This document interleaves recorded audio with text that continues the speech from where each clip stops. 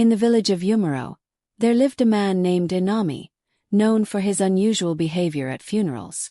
While others wept and mourned, Inami would burst into laughter, not the kind that masked sorrow, but a genuine joyous laugh, as though he had just heard the most delightful joke. The villagers could not comprehend it. How could someone find mirth in such moments of grief? Children fled from him in fear, and adults whispered behind his back. Some believed he was cursed. Others thought him mad. Yet, Inami never explained his laughter. He simply smiled and walked away. One morning, sorrow enveloped the village as news spread. Elder Obinna, the wisest and most compassionate man in Amaro, had passed away. He was loved by all, a man who fed hungry children and restored peace when conflicts arose. His death left the village heartbroken, and preparations for a grand funeral began. Yet beneath the grief lurked a quiet concern. Would Inami attend? And if he did, would he laugh? On the day of the funeral, the villagers gathered under a large tent in the village square, dressed in black, their faces etched with sorrow.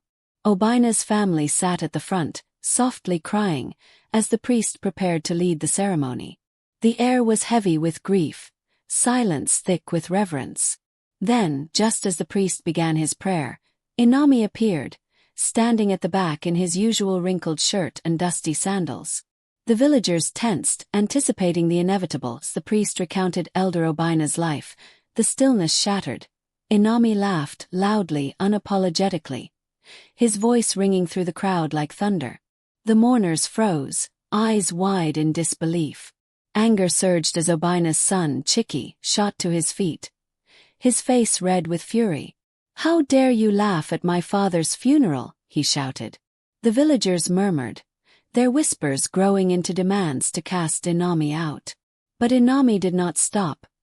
He laughed harder, clutching his stomach as if unable to contain the amusement. Confusion and outrage swept over the crowd. Chiki stormed toward him, fists clenched. "What is wrong with you?" he bellowed.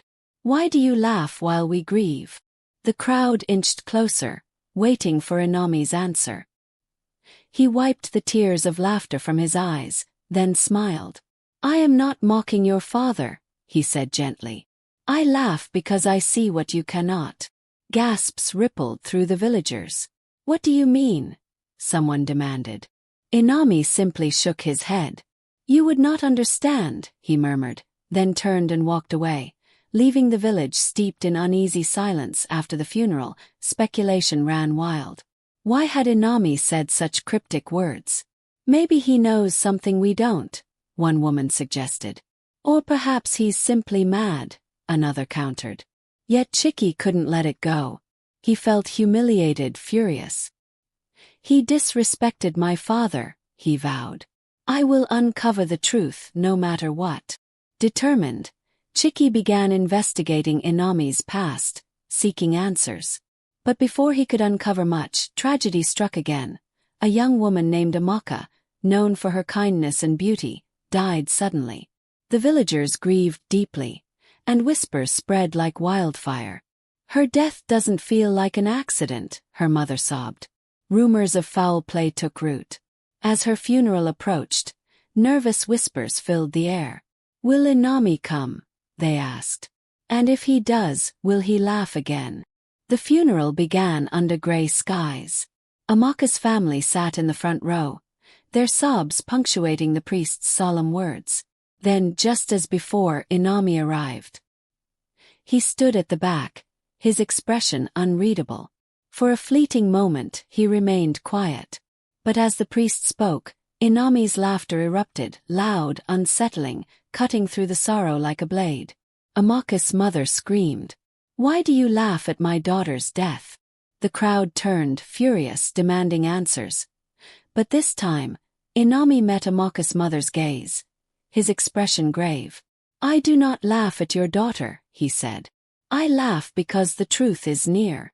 A murmur spread through the villagers. "What truth?" someone yelled. "Stop speaking in riddles," another cried. Inami did not answer. Instead, he turned and walked away, leaving the village drowning in confusion. Watching from the crowd, Chicky's frustration grew. He knows something, he thought. I will make him tell me. That evening, as the sun dipped below the horizon, Chicky followed Inami to his humble hut on the edge of the village. Inami sat outside, gazing at the sky. Chicky approached, demanding, "Tell me what you meant. What truth are you talking about?" Inami sighed, meeting Chicky's intense stare. "The dead do not rest until their stories are told," he said. Chicky frowned. "What stories?" Inami's face grew solemn. "Your father and Amaka were killed, Chicky. And the truth will not stay hidden." A chill ran down Chicky's spine. "What are you saying?" "My father was poisoned. Amaka was murdered." His voice trembled. Inami nodded. "The dead speak, Chicky. I hear their cries. Elder Obinna and Amaka's spirits are restless. They demand justice." Chicky shook his head. "This is madness. You expect me to believe you can hear the dead?" Inami sighed. "You don't have to believe me. But the truth will reveal itself. Listen closely and you will find out." That night, as Chicky returned to the village, uncertainty gnawed at him. He spoke to no one of their conversation, but the words haunted him. Meanwhile, the villagers continued to debate Inami's peculiar behavior. Is he cursed by the gods? Some wondered. Or does he truly see beyond the living? But Chicky could not ignore Inami's words. Determined, he began digging deeper into his father's final days. Did anyone notice anything strange before he died? He asked his father's closest friends. An elderly man hesitated before answering. Your father wasn't himself in his last week, Okoro admitted. He complained about a bitter taste in his food. Chicky's heart raced. He had always believed his father died of old age, but now doubt clouded his mind. Could Inami be right? His investigation led him to Adaku, the village herbalist, who had prepared medicines for Elder Obinna. Did my father come to you before he died? Chicky asked. Deku nodded. Yes, he came complaining of stomach pain. I gave him herbs to ease it, but something felt wrong. Chicky frowned. What do you mean? Adaku hesitated. It felt like poison, she whispered. Chicky's blood ran cold. Poison, he repeated. She nodded solemnly. I warned him to be careful, but it was too late. As Chicky unraveled the mystery of his father's death, rumors surrounding Amaka's passing grew. Her closest friend, Abani, shared something chilling. Amaka was scared before she died, Abani admitted. She told me she had discovered something dangerous, but she never got the chance to tell me what. Chicky's pulse quickened. What did she find out? Abani shook her head. I don't know. She said it was urgent. She needed to speak to the elders. The weight of truth pressed upon Chicky, and he knew there was no turning back. Most of the villagers denied knowing anything unusual about Elder Obinna's death, until one man, Ucha, spoke up. Your father argued with someone shortly before he died, Ucha said. Chicky leaned forward, tension rising. Who was it? He asked. Ucha hesitated before finally answering. It was your uncle, E. Chicky felt his stomach churn at the revelation. His uncle, Obinna's younger brother, had always been close to the family. Why would he argue with his father before his death? I don't know what it was about, Ucha continued. But it was heated. They met in secret, and afterward, your father seemed upset. If Uncle E had anything to do with his father's death, Chicky needed to know. The thought of betrayal within his own family made him sick, but he had to face the truth. The next morning, Chicky arrived at his uncle's home. E was outside sharpening a machete when he noticed Chicky approaching. Uncle, I need to speak with you, Chicky said. His voice steady but tense, looked up surprised. What's wrong, my boy? Chicky didn't hesitate. I know you argued with my father before he died. What was it about? E's face darkened, and he paused before answering. That's none of your concern, he said sharply. Chicky stepped closer. It is my concern. Did you have anything to do with his death? He slammed the machete onto the table, his eyes burning with anger. "How dare you accuse me of something so terrible?" he shouted. "Your father and I had our disagreements, but I loved him like a brother. If you have nothing to hide, tell me the truth," Chicky pressed. He sighed deeply and sat down, finally admitting, "We fought over the land. He wanted me to sell my portion, but I refused. That's all. I would never harm him." But something felt off. Chicky wasn't convinced. Frustrated and confused, he returned to Inami. "I confronted my uncle, but he denied everything," Chicky said. Inami nodded, as if expecting that answer.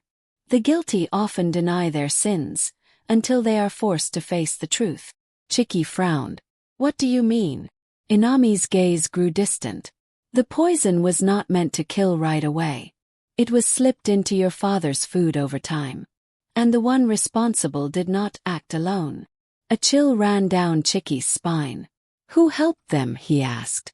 Determined to uncover the truth, Chicky visited the kitchen where his father's meals had been prepared. He questioned the housemaid, Ada, who initially avoided his questions. But as Chicky pressed harder, she finally broke down. "I don't know much," Ada said tearfully. "But your uncle often came to the house, insisting on preparing special meals for your father. He said it was a family recipe." Chicky's eyes narrowed. "Did my father know about this?" Ada shook her head. "He trusted him."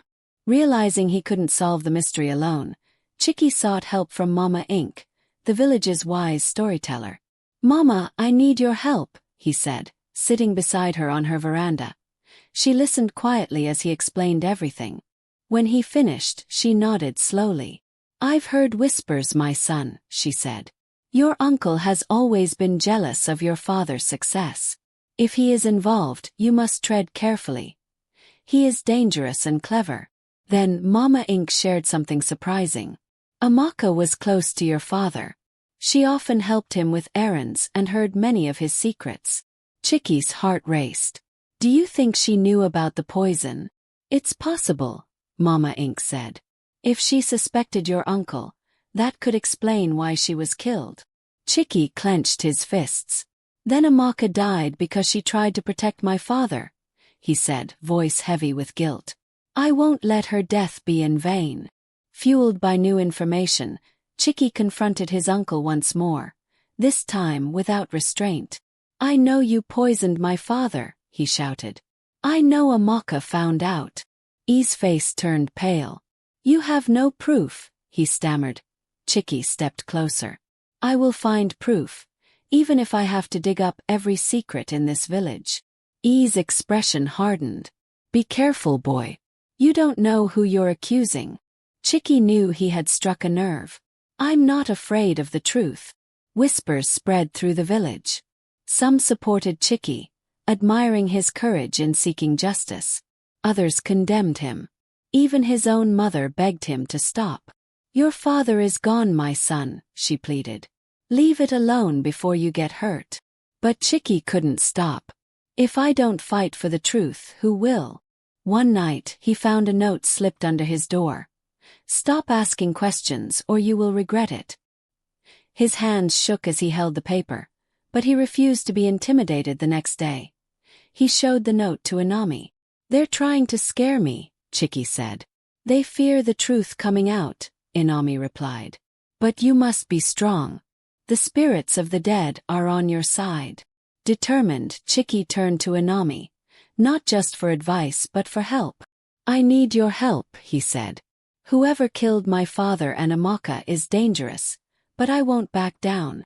Inami nodded, calm as ever. "The truth is a heavy burden, but together we will carry it." Then Inami shared more of his visions. "Your father and Amaka's spirits both point to the same person." Chicky's heartbeat quickened. "Is it really my uncle?"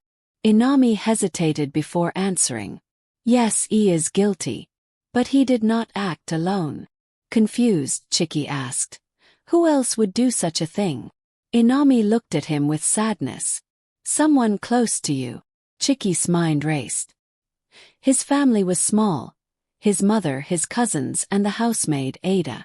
"Who could betray us like this?" he whispered. "You must find out," Inami said. "But tread carefully. The guilty do not confess easily. And danger is near." Chiki questioned Ada again, this time watching her closely. "Did you ever see my uncle put anything in my father's food?" he pressed. Ada's hands trembled. I don't know," she stammered. "What are you hiding?" Chiki demanded. Finally, Ada broke down in tears. "I didn't mean for anyone to die," she cried. "Your uncle threatened me. He said if I didn't let him into the kitchen, he would hurt my family."